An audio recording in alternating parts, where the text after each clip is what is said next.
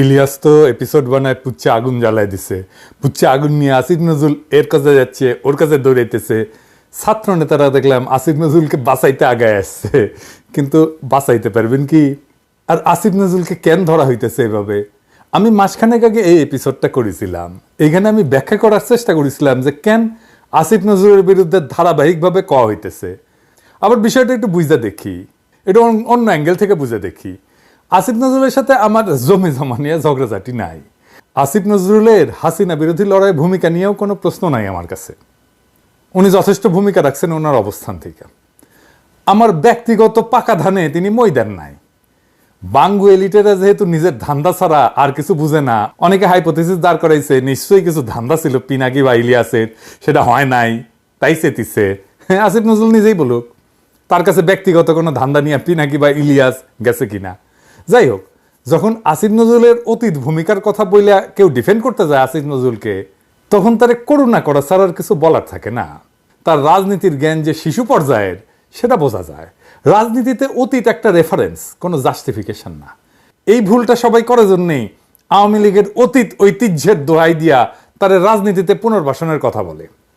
আসিফ নজরুল মুজিব বন্দনা করতে করতে কাইত হইয়া পড়ে। দেখেন কি লিখিছে, পড়ম, প্রিয় বঙ্গবন্ধু, নাটক কম করো প্রিয়, আপনি আমাদের স্বাধীনতার জনক করে বাবা। জন্ম শতবর্ষে শ্রদ্ধাঞ্জলি, শুভেচ্ছা আর ভালোবাসা নীল। শ্রদ্ধাঞ্জলি বানানটা ভুল হয়েছে আজিব ভাই, এটা লয় হস্যিকার হবি। আল্লাহ আপনাকে শান্তি দিন, ভালো রাখুন। এই আসিফ নজরুল মুজিবকে কিভাবে হাসিনা থেকে আলাদা করবে? 1975-এর ফ্যাসিস্ট মুজিবকে 1971-এর মুজিব থেকে আলাদা করে মূল্যায়ন যে করতে পারে না, তার রাজনীতির ধারণা শিশুর সমান। সে আওয়ামী শাসনে বিচার করতে পারবে? পারবে না তো। গণ আদালতের আসিফ নজরুল আর গত 15 বছরের আসিফ নজরুল কি এক? 5ই আগস্টের আগের আসিফ নজরুল আর 5ই আগস্টের পরের আসিফ নজরুল কি এক না তো। তার কথা বাদ দেন, 2013-র গণজাগরণ মঞ্চের পিনাকি আর আজকের পিনাকি কি এক না তো। আপনাকে আপনার মরাল পলিটিক্যাল পজিশন সবসময় নির্মাণ করতে হবে, এটা প্রত্যেক মুহূর্তের নির্মাণ। আপনি কোন সময় কি করেছিলেন সেটা দিয়ে আজকের কাজ বিচার হবে না তো। এখন আসেন দেখি আসিফ নজরুল কেন লক্ষ্য হইল। দেখেন, 5 তারিখ সকালে ক্যান্টনমেন্টে গেলেন সবাই, পলিটিক্যাল পার্টির লোকেরা গেলেন, ড্যাং ড্যাং করতে করতে গেলেন বাসে চেপা। পলিটিক্যাল পার্টির সবকিছু ঠিক করেছে, এটা আসিফ নজরুলের নিজের কথা, তাই না? তারপরে তারা বঙ্গভবনে গেল, পলিটিক্যাল পার্টির পানি পড়া নিয়ে বল আসিফ নজরুলের কোর্টে দিয়া সরে গেল পলিটিক্যাল পার্টিগুলো। এরপরে খেললো কে? পুরাটা সময় খেললো কে? আসিফ নজরুল একা। কোন ক্যাপাসিটিতে গেল সে? ছাত্রদের দলের লোক সে না, কারণ ছাত্ররা ছিল। রাজনৈতিক দলের লোক না, সেও না। সে প্রতিনিধিত্ব করলো কার? প্রতিনিধিত্ব করলো পলিটিক্যাল পার্টি আর ছাত্রদের বাইরে যে বাকি ফোর্সের, সেই ফোর্সের প্রতিনিধিত্ব করলো। তার ম্যান্ডেট কি? তার ম্যান্ডেট হচ্ছে তার ম্যান্ডেট এই সমস্ত লোকদের প্রতিনিধি হিসেবে সে গেছে। সেই পুরো প্রসেসে কারোর সাথে আলাপ করছে এই যে বাইরে যারা স্টেক হোল্ডার না, করে নাই। রাজনৈতিক দলগুলো কি একাই স্টেক হোল্ডার নাকি?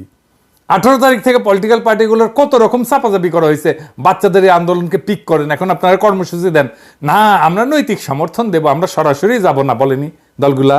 বলেনি? বলছে না? এখন আওয়াজ দিলেই হবে নাকি? আমরা ভুলে গেছি? সব রেকর্ড আছে।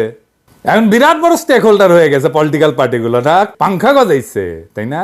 দেখেন মির্জা ফখরুল 25শে জুলাই কি বলিছে, দেখেন, হাইলাইট করে দেখান এডিটর সাহেব। বিবৃতিতে মির্জা ফখরুল বলেন, আন্দোলনে ভূমিকা রাখার মিথ্যা অভিযোগে ঢালাওভাবে বিএনপি ও বিরোধী দলের নেতাকর্মীদের উপর সরকার এবং আইন শৃঙ্খলা বাহিনীর কতিপয় সদস্য দোষারোপ করছে। মিথ্যা অভিযোগ, আন্দোলনে অংশ নেওয়ার মিথ্যা অভিযোগ।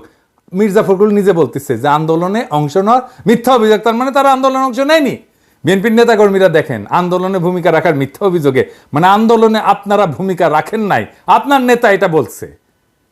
এখন আওয়াজ দিলে হবে? আওয়াজ দেন এখন না।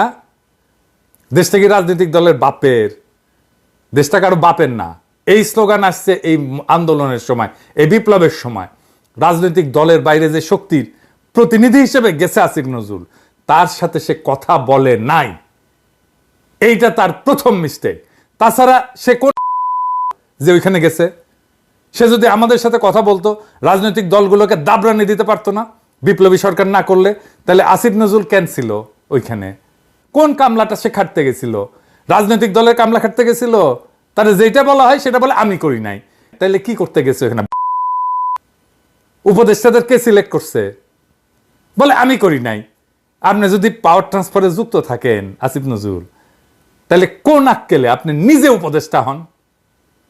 আপনি একটা পার্ট অফ প্রসেস, সেই প্রসেসে আপনি তো নিজে ক্যান্ডিডেট হইতে পারেন না। এটা তো চরম কনফ্লিক্ট অফ ইন্টারেস্ট। মানে আপনি ছিলেন নিজের উপদেষ্টা পদটা বাগানোর জন্য। আপনি তো লোভী মানুষ। শিক্ষকতা করতেন ঢাকা বিশ্ববিদ্যালয়ে, আর পার্ট টাইম খ্যাপ মারতেন, সাইনবোর্ড লাগায়, ওই সাইনবোর্ড লাগায় পার্ট টাইম খ্যাপ মারতেন কতগুলো জায়গায়। আর কইলাম না, আপনার বিরুদ্ধে প্রথম এবং প্রধান অভিযোগ বিপ্লবকে প্রথম লগ্নে হাতছাড়া করার কাজে পৌরোহিত্য করার, পুরোহিতগিরি করেছেন। আসিফ বলছে যে যাকে রয়জেন বলতেছেন তাকেই সবচেয়ে পাশে পাইছি। কি আর কমু আসিফ, তাই তো পাওয়ার কথা, তাই না? তার বাসা তো বিশ্ববিদ্যালয়ের মধ্যে, ওইখানে তো ইলিয়াস থাকে না, পিনাকিও থাকে না। পিনাকি আর ইলিয়াসকে দেশছাড়া করছে হাসিনা, তারা চাইলেও ফিজিক্যালি থাকতে পারবে না। আসিফ নজরুলকে বিপজ্জনক মনে করে নাই হাসিনা, তাই সে দেশে থাকতে পারছে। আমাদেরকে বিপজ্জনক মনে করছে জন্য দেশ থেকে ভাগাই দিছে। তারা জেলে যাইতে হয় নাই, দেশ ছাড়া হয় নাই। বিশ্ববিদ্যালয়ের শিক্ষক হিসেবে তো তার সুবিধা আছে, ছাত্রদের প্রক্সিমিটিতে থাকে, কিছু পেশার কিছু ইনহেরিটেড কিছু সুবিধা থাকে, আইন পেশায় থাকে, শিক্ষকতা পেশায় থাকে, সে সুবিধা পাইছে। তো আসিফ, তুমি যে কইলা যে পাশে পাইছি, তো ফারুকেরা পাশে পাইছিলা, তুমি পাও নাই তো। ওয়াহিদুদ্দিন মাহমুদরে পাশে পাইছিলা, পাও নাই তো। সালাউদ্দিন সাহেবকে পাশে পাইছিলা, পাও নাই তো। এমনকি প্রফেসর ইউনুসকে পাশে পাইছিলা, পাও নাই তো। তো তাইলে তাদেরকে পাশে টানছো কেন? ক্ষমতায় পাশে, তোমার পাশে তো উপদেষ্টা হয়ে ক্যাবিনেটে বসে, তাই না? পাশে পাওয়াটা তাইলে কিছু মিন করে? ইলিয়াস পাশে ছিল না, আমরা পাশে ছিলাম না। ইলিয়াস কোন ন্যায়সঙ্গত লড়াইয়ে পাশে ছিল না? তার মানে এই যে ক্ষমতার ভাগ বাটোয়ারার পিছনে পাশে থাকা ছাড়াও আরো কিছু গল্প আছে, কাছে আসার গল্প আছে। সেই গল্পটা ইলিয়াস বলছে। ইলিয়াস এমন একটা অনাবিষ্কৃত এলাকার কথা বলছে যেটা সবাই লুকাইতে চায়। কি সেটা যা সবাই লুকাইতে চায়? এই যে বাকশাল, এটা কি খালি আওয়ামী লীগ? তা তো না। CPB, Prothom Alo, Daily Star, Chhayanaut, Udichi, Transparency International, এর সব কিছু ইনক্লুডেড। এরা সবগুলো মিলে এই প্রগতিশীলতার ন্যারেটিভ তৈরি করে। এইটাই হইতেছে বাকশালী বয়ান। বাংলাদেশে যে ফ্যাসিবাদ চলছে ওর ডাক নাম হইতেছে বাকশাল। আর গত 15 বছর যে ফ্যাসিজম হয়েছে বাংলাদেশে, সেটা হইতেছে নয়া বাকশাল 2.0। এই জন্যেই প্রথম আলোতে বাশারের পতন হয়, হাসিনার বিদায় হয়। হাসিনার পতন কথাটা লেখে না প্রথম আলো, এমন ভাবে যেন সানায়ের সুরে বিদায় দিতেছে হাসিনারে। এই উত্থান রহিত মতি মাহফুজের কাছে হাসিনার পতন হয় না, পলায়ন হয় না, হয় বিদায়।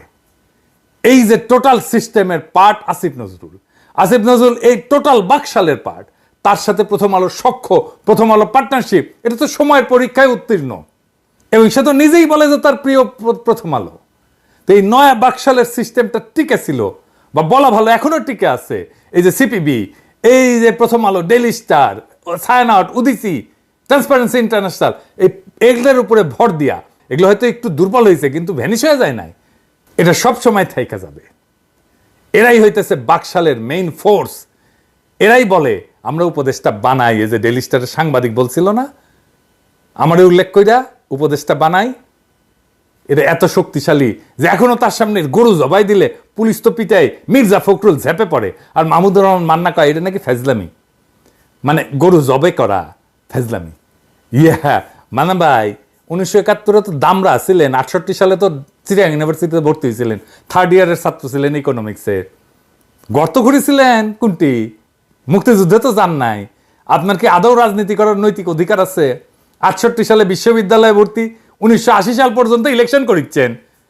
12 বছর ছাত্র রাজনীতির নামে বিশ্ববিদ্যালয়ে ঘষ্টানো কি ফাজলামি না মান্না ভাই? হ্যাঁ, আমাদেরকে ফাজলামির কথা বলেন, সাবধান কইরা দিলাম। প্রথম আলোত কি সামনে সুন্দর সুন্দর নায়িকা বসে রেখেছিল যে পৌরুষ জায়গায় উঠেছিল? হ্যাঁ, এখন নিত্যদিন বাম্বু খাবেন, বাম্বু। যাই হোক, আলাপে আসি। এই যে কালচারাল বাকশালী বয়ানগুলাই পলিটিক্যাল বাকশালরে তৈরি করছে এরা মিলা, এবং এর সাপোর্টে বড় হয়েছে, একটা আর একটারে পরিপুষ্ট করছে এবং করতেছে। যেই কারণে পলিটিক্যাল বাকশাল পরাজিত হবে না পুরোপুরি, যদি না কালচারালি বাকশালী বয়ানটাকে বাতিল করা না যায়, পরাজিত করা না যায়। এই জন্যই আমরা শিল্পকলা একাডেমিতে কালচারাল মিনিস্ট্রিতে অ্যান্টি বাকশালী লোক চাইছিলাম। দুই জায়গায়, এক জায়গায় জামিল রে বসাইলো, আর এক জায়গায় ফারুকিকে দিয়া পাল্টা কালচারাল বয়ান তৈরির দিল এই আসিফ নজরুল। আমি একটা সলিড এক্সাম্পল দিই। আসিফ নজরুল কি মুজিবের 72 থেকে 75-এর ক্রিটিক করতে পারবে? না, পারবে না। এই বাকশালী বয়ান তৈরি যে স্তম্ভগুলা, সেই স্তম্ভগুলোর একটার পার্ট আসিফ নজরুল। আর বাকশাল তো ভারতের ড্রিম চাইল্ড নাকি, সেই তো পাইলা পুষা বড় করছে বাকশালকে। আর বাকশাল তো ইন্ডিয়ার পারপাস সার্ভ করছে নাকি অন্য কারো পারপাস সার্ভ করছে? ইন্ডিয়ার পারপাস সার্ভ করার জন্য যে বাকশাল, সেই বাকশালের বয়ান তৈরি করে যে প্রথম আলো, সেই প্রথম আলোর পার্ট হচ্ছে আসিফ নজরুল। কিন্তু তাকে ভারতের কিছু এটা বলা যাবে না। মানে ভারতের ইন্টারেস্টের নানা লেয়ারে কাজ করে, এটা তো মিথ্যা না। গোয়েন্দা সংস্থা এভাবেই কাজ করে। প্রথম আলো তাইলে কোনোভাবে ভারতের স্বার্থের সাথে রিলেটেড না। এইটা সে ওই ছবিটা দেখেন না, দৌড়াই স্বামীর সাথে সিগনেচার করিচ্ছে, কিবেন এটা কি তালাক নামা সাইন করিচ্ছে মতিউর রহমান? বাংলাদেশে কোন পত্রিকার ইন্ডিয়ান হাই কমিশনের সাথে চুক্তি আছে? আজকে যারা ক্ষমতায় তাদের বলি আমাদের সাপোর্ট আছে, তার মানে কিন্তু সেটা নিরঙ্কুশ না। কোন সরকারের এই নিরঙ্কুশ সাপোর্ট জনগণ দেয় না, দেওয়া উচিত না। 47-এর অর্জন কার জন্য নষ্ট হয়েছিল? ক্ষমতাসীনদের জন্য, মুসলিম লীগের জন্য। 71-এর অর্জন কার জন্য নষ্ট হয়েছে? আওয়ামী লীগের জন্য হয়েছে, জাসদের জন্য হয় নাই তো। 2024-এর অর্জন যদি নষ্ট হয়, তাহলে এইটা হবে এখন যারা ক্ষমতা আছে তাদের জন্য। এই জন্য উপদেষ্টাদের ধরি। আমরা খুব বেশি সমালোচনা করি না, নেহাত মায়া করে করতে পারতাম, মেলা সমালোচনা করতে পারতাম, মেলা নিউজ আসে, মেলা খবর আসে, কিছু বলি না। খুব নির্মম সমালোচনা করতে পারতাম, এমনকি প্রফেসর ইউনূসের সমালোচনা করতে পারতাম উঠতে বসতে। করি না। দেখাবো, একটা স্যাম্পল দেখাবো, স্যাম্পল দিয়ে দেখাই। এই যে প্রফেসর ইউনূস 17 নভেম্বর বলছে এই 100 দিনে অর্থনীতি সবল অবস্থানে চলে আসছে। ঠিক তার 2 দিন পরে অর্থ উপদেষ্টা কি কইছে দেখেন, কইছে দেশের অর্থনীতির অবস্থা ভয়াবহ। মানে 2 দিন আগে প্রফেসর ইউনূস কি বলিছে সেটা ভুলে গেছে। ভুলে কার কথা ঠিক তাইলে? প্রফেসর ইউনূসের নাকি অর্থ উপদেষ্টা? প্রফেসর ইউনূসের ওই বক্তৃতার ওই পার্টটা তো অর্থ মন্ত্রণালয় থেকে লেখা হয়ে আসবে, তাই না? তার মানে প্রফেসর ইউনূস হয় অর্থ মন্ত্রণালয় থেকে নেয়নি লেখাটা, অথবা অর্থ উপদেষ্টা শুনেইনি প্রফেসর ইউনূস কি বলছে। এই সরকারের ব্যর্থতার জন্য আগে হাসিনার টেলিফোন ফাঁস হইতো, এখন জমায়েতে বক্তৃতা দিচ্ছে। আমরা বলছিলাম হাসিনা পরিবারকে দৌড়ের উপরে রাখতে হবে। পুতুলের বিষয়ে বিশ্ব স্বাস্থ্য সংস্থাকে দেওয়া চিঠি ড্রাফট করে দিছিলাম স্বাস্থ্য মন্ত্রণালয়ে, 17 পৃষ্ঠার চিঠি, কিচ্ছু করে নাই। কাজ তো করে দিছি, ধরে ধরে কি কি লিখতে হবে। মনিরুল ইন্ডিয়া থেকে পোস্ট দেয় জয় বাংলা বইলা, আর মনিরুলদের তো ইন্টারপোল দিয়ে ধরে আনা উচিত। আপনাদের আশেপাশে বুক ফলে আওয়ামী লীগারদের ঘুরতে দেখতেছেন না? এই যে আয়না ঘর হয়েছে, বাসারের ইয়েতে আয়না ঘর বাড়িয়েছে না, ইকোনমিস্টের নিউজ হয়েছে, আমাদের আয়না ঘরের নিউজ কোথায়? সেই জন্য বলার চান্স পায় আয়না ঘর নাকি নাই, দেখেছেন? তাহলে এটা কে করবে? যারা ক্ষমতায় আছে তারাই তো। এগুলো ইলিয়াসদের জন্য হয়েছে। সবাই আসিফ নজরুলের পিস বাঁচাইতে চলে এসছে দল বেন্দা।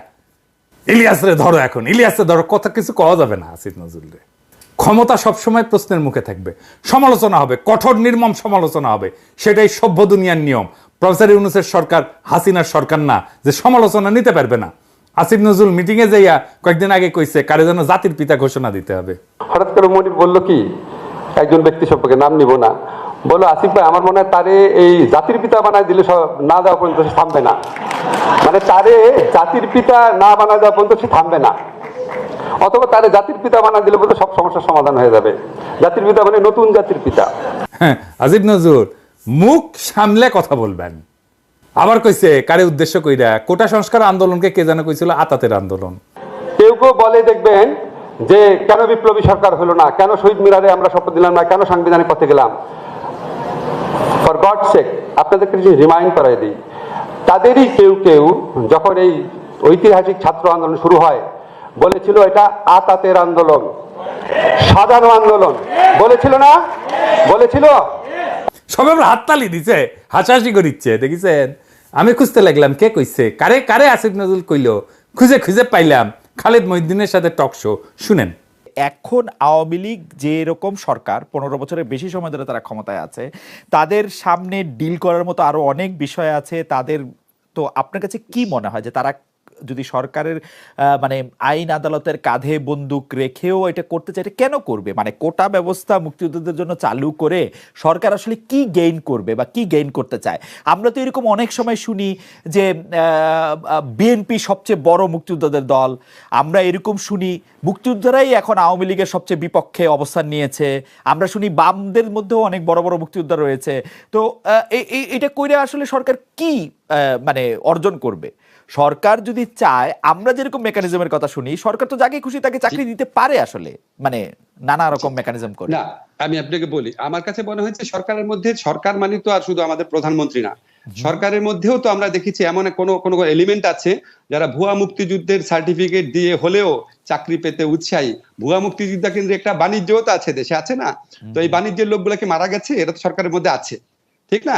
62,000 ভুয়া মুক্তিযোদ্ধা আছে, এই সার্টিফিকেট একটা বাণিজ্য আছে না? সরকারের মধ্যে একটা কোটারি অংশ আছে যারা ছাত্রলীগ বা যুবলীগকে বা তার কর্মীকে চাকরি দিতে চায়, মুক্তিযুদ্ধের কোটা দিয়ে থাকতে পারে, 1 নাম্বার। 2 নম্বর হচ্ছে আমাদের প্রধানমন্ত্রী যেহেতু উনি একটু, আমার কাছে মনে হচ্ছে একটু জেদ করে বাতিল করেছিলেন, সেই জন্য মানে হয়তো উনি অন্য কোনোভাবে, মানে উনি যে অসন্তুষ্ট না, এটা অন্য কোনোভাবে রিফ্লেক্টেড হতে পারে যদি আপনার অ্যাটর্নি জেনারেল অফিস খুব স্ট্রংলি এটা পার্সু না করে, হতে পারে। আর 3 নাম্বার হচ্ছে আপনি যেটা বললেন সরকারের নিয়ে কি করবে, আমার কাছে মনে হয় কি, ধরেন এটা একদম একটা সত্যি কিনা আমি জানি না, এমনি ধারণা, যখন এখানে ভারতকে যেভাবে আপনার রেল করিডোর দেওয়া হয়েছে, এটা নিয়ে খুব একটা শোরগোলের মতো অবস্থা তৈরি হয়েছিল।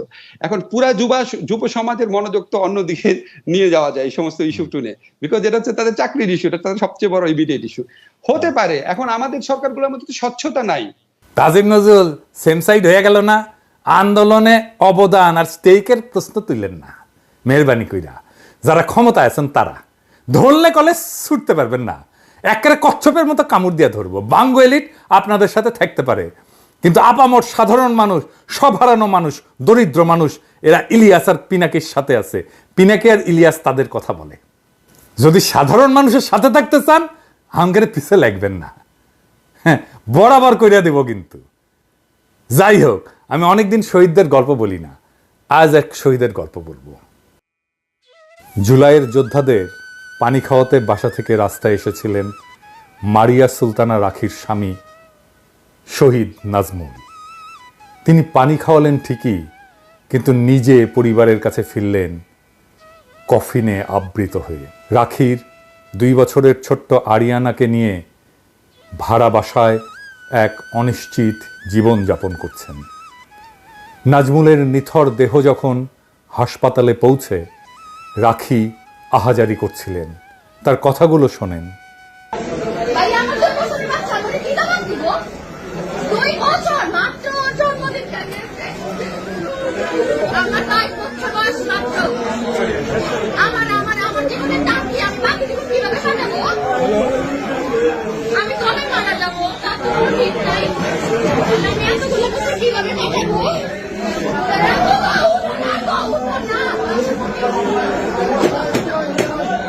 আমি বিধবা, আমার কি বিধবা হওয়ার বয়স হয়েছে বলেন? আমার মাত্র 22 বছর। রাখির এই প্রশ্নের সামনে দাঁড়াতে পারবেন আসিফ নজরুল? আসলে কি রাখির বিধবা হওয়ার বয়স হয়েছে? কে নেবে 2 বছরের সন্তানের দায়িত্ব? রাখির গল্প কোথাও ছাপা হয়নি। আমি তন্ন তন্ন করে খুঁজে দেখেছি, কোনো একজন উপদেষ্টা গেছেন তার বাসায় একটু সান্ত্বনা দিতে, একটু কথা বলতে। আমি অনেক শহীদ পরিবারের সাথে কথা বলি, সাহায্য করি সাধ্যমতো, পুনর্বাসনের চেষ্টা করি, আহতদের সাথে কথা বলি, তাদের চিকিৎসার চেষ্টা করি, এমনকি দেশের বাইরে নিয়ে যেয়ে। রাখির কোনো খোঁজ পেলে আমাকে জানাবেন। এই দুঃখী মেয়েটার দায়িত্ব আমি নেব, নিজে করব। যদি না পারি ভিক্ষা করব, আপনাদের কাছে চাইব। যতদিন বেঁচে আছি তার দায়িত্ব নেব। রাখির সন্তানের মুখে খাবার না তুলে আমি ভাত খাবো না, প্রতিশ্রুতি দিলাম জাতির কাছে। আমরা নাকি 2 পয়সার ইউটিউবার, ভিউ বেচে খাই। আমরা নাকি বাংলাদেশে অরাজকতা করি। আমাদের এই লড়াইয়ে, এই আন্দোলনে কোনো ভূমিকাই নাকি নাই। আমরা তেজপাতা, হরিদাস পাল, সবই হয়তো ঠিক, তবে এটাও ঠিক, আমরা সেই বঞ্চিত, সেই সমাজের নিচতলার মানুষের একজন, যাদের মুখে হাসি নাই, চোখের কান্নাও গেছে শুকিয়ে, যাদের জীবনের অন্ধকার কখনো কাটে না, যারা বারে বারে রক্ত দেয় কিন্তু মুক্তি পায় না। আমরা সেই সিঁড়ি যা মারিয়ে উপরে ওঠে আমাদের না চেনাটাই ক্ষমতাবানদের ধর্ম হয়ে যায়। আমরা জানি আমরা কখনোই ক্ষমতার প্রিয় হব না। আমাদের জায়গা মজলুমের অন্তর হলেই আমাদের কাজ সার্থক, আমাদের জীবন সার্থক। ইনকিলাব জিন্দাবাদ।